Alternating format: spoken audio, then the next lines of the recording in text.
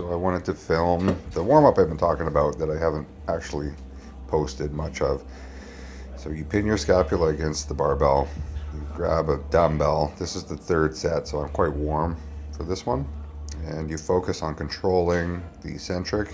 This is capsular internal rotation. I have poor access to capsular IR, so this is something I've been working really hard on, specifically with the left shoulder, because the left shoulder is the recently injured one, right? So I feel like 20 was a big landmark for me. I wanted to try to go from like 15 to 17.5, but I couldn't find the 2.5s. So I just said, fuck it, I'm going to go with the 20s. And so the last couple sessions I've been just hitting the 20s. But honestly, I feel like maybe I should just do some more volume with the 15s. So it does feel a little sketchy, I'll be honest. But feels good to get it done. Feels good to go there and actually be able to do it and not fall apart. And you can see how easy the right side is. The right side is trivial. Better internal rotation, easier external rotation. Like, it's a big difference. So the goal is to get the left side as mobile and as strong as the right side. I'm not sure if that'll ever happen, but whatever. You just got to do your best to kind of even things out so that when you go to press, you know, your shoulders are kind of working the same. So that's that. Third set, like I said too, I'm gonna dump the weight down a little bit, like 5 pounds. This is like not really related to what the training was today, but my knee is always fucked. It's so fucked. I can hardly sit weight on it all the way down when I crouch. So what I'm doing here is I'm attaching a fatty to the pull-up section of a pull-up portion of a safety rack, and I'm using it to kind of help reduce the weight on the eccentric. And then when I'm in the bottom, see, I'm like keeping it nice and tight. And then when I'm in the bottom, I'm slowly letting the tension off to sink weight into the knee. And it's really stiff. It's stiff at the back more than anywhere. And this is the second set. So this is actually feeling kind of nice and loose compared to the first set, but it's still fucked. It like tightens up right after. I fight with this knee all the time. But when I'm squatting, I don't have to access this much knee flexion, right? So, I mean, it's something to work on, but generally speaking, through the training that I'm doing, I don't really have to go here very often.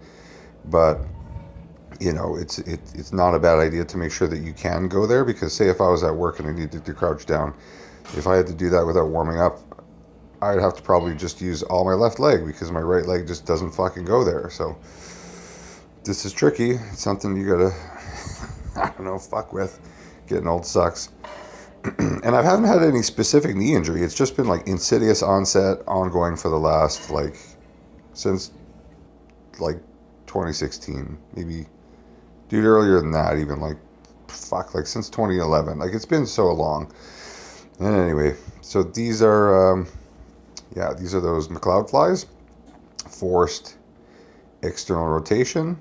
And then I only just push out till I feel like I've like, you know, pushing any further, I would just have like no tension on the shoulder or the pec. So this feels really good, I'll be honest. Like, it just feels really good to get that really deep external rotation. I mean, it kind of hurts. This is, again, the second set. Usually doing about 3 sets of these. 3 sets of everything that I've shown so far. And I cut out the bicep, tricep fluff. Nobody wants to see me fucking do curls and tricep extensions. But on the TRX, after you're done, a set of like a couple sets of 15 of these, say you do these, and say you're resting between sets, you can just bang out 15 curls. You can bang out 15 tricep extensions. It just gets your arms warm for what you're about to do, which is going to be, for in my case today, overhead press.